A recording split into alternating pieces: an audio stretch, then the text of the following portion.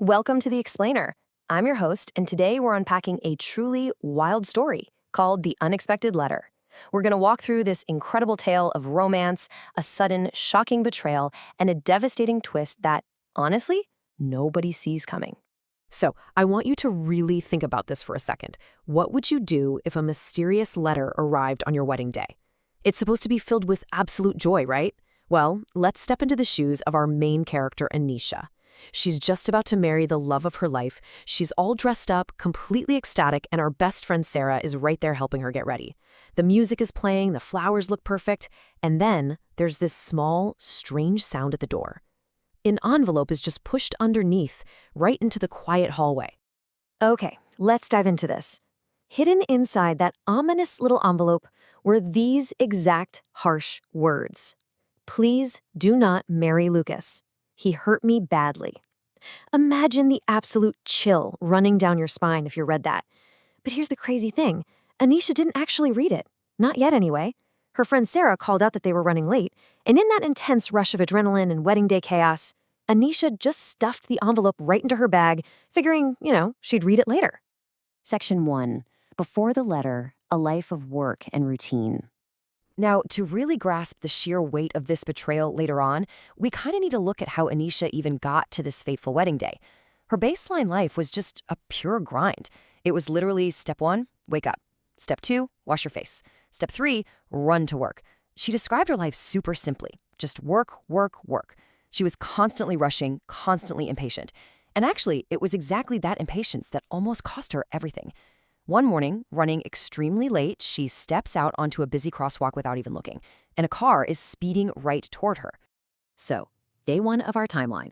A young man grabs her arm, pulling her back just in the nick of time. They fall to the ground, her dress gets completely covered in mud, but she's safe. That man was Lucas. He owned this small, cozy bookshop nearby and offered her a place to clean up. It smelled like old paper and warm coffee, just a totally charming spot. Weeks later, she gets caught in the pouring rain, runs inside his shop, and they end up talking for hours. That turned into daily visits. A few months later, Lucas proposes.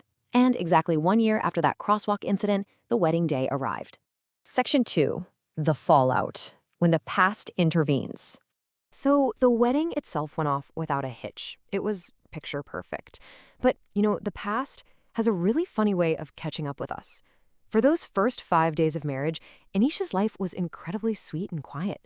Lucas went to work early, she cooked, cleaned, and just soaked in that newlywed bliss. But meanwhile, that unread letter was still hidden in her bag. It was literally a ticking time bomb, sitting completely forgotten right there in her new home. Then, on this totally quiet afternoon, there's another knock at the door. She opens it, and no one is there. But a second envelope is laying on the floor. Her hands are shaking as she opens it, only to find this chilling quote. I warned you on your wedding day. You did not listen. Lucas is not a good man. Leave him now. Suddenly, her breathing just stops. The memory of that first letter from the wedding day comes crashing back into her mind. She frantically digs into her bag and rips open that first envelope. Inside is a warning letter, but also something so much worse. Photographic evidence. There were photos of Lucas holding hands with another woman, looking super close and smiling. The visual proof was absolutely undeniable. Her heart just turns cold. She immediately calls Lucas, demanding to know what these photos were about. He goes quiet and then begs for a chance to explain himself. But in that moment, the evidence was just too overwhelming for her. She tells him very calmly, this is over. Section 3. A hasty departure, 1 year later in a new city. Anisha didn't even wait around for excuses. That very night, she packs her bags and leaves without giving Lucas a single chance to clear his name. 1 full year passes. Anisha has relocated to a completely new city with a new home and a new job. She tried her absolute hardest to forget him, but Lucas was still right there in her heart. Honestly, her only real solace was a kind, funny new coworker named Maya. Maya quickly became her best friend and really made those lonely days a little easier to handle. But then, fate steps right back in. A mandatory business trip sends Anisha and her coworker Maya straight to Portland. And Portland is Lucas's city. It's the exact place where they met, where that cozy bookshop stood, where the whole shebang started. After their meetings wrap up, while Maya goes to grab some food, Anisha's feet literally carry her back to the old spot. But the cozy bookshop is completely gone. It's been replaced by a small grocery store. Naturally, Anisha asks the new grocery store owner about the young man who used to run the shop, and the owner's face just changes. He recounts how Lucas was absolutely devastated, completely broken after his wife left him. He was never the same again. And before he left, he gave this incredibly heartbreaking message to the owner. He said, "If a woman ever comes and asks about me, tell her I am sorry. Tell her I still love her." Section 4. The shocking confession, Maya's secret. So Anisha is standing right outside the old shop. Tears are just streaming down her face as she absorbs this tragic reality. And then Maya returns with the food, sees Anisha crying at the shop, and goes completely dead quiet. The realization hits her like a ton of bricks. Maya, Anisha's trusted new best friend, was Lucas's ex-girlfriend. The dark truth finally spills out. Maya confesses she was a pretty bad girlfriend. She was always going to clubs and ignoring Lucas's pleas, which is exactly why they broke up. But when she heard Lucas was getting married, she was violently jealous. She was the one who sent the warning letters. She sent those old photos from when they were together. Maya, her sweet, supportive coworker, was the architect who completely ruined the marriage. It's a chilling reminder of how easily we can place our trust in the wrong people. And the true cost of this jealousy is just staggering.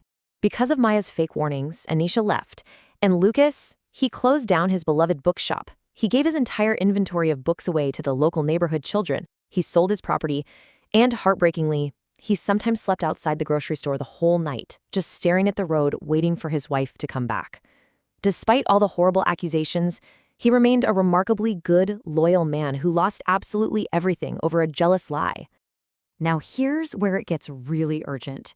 The grocery store owner told Anisha that he hasn't actually seen Lucas in 4 whole months. 4 months! The sense of urgency here is massive. Anisha realizes she made a colossal mistake by not communicating, by letting assumptions entirely dictate her life, instead of just letting him explain things on the phone that day. Which leaves us with one final, incredibly provocative question. Will Anisha find Lucas before it's too late? Anisha has vowed to search every street, every cafe, every single corner of Portland. She says she absolutely will not stop because she needs to fix this mistake. He waited for her night after night, and now, well, it's her turn to wait for him.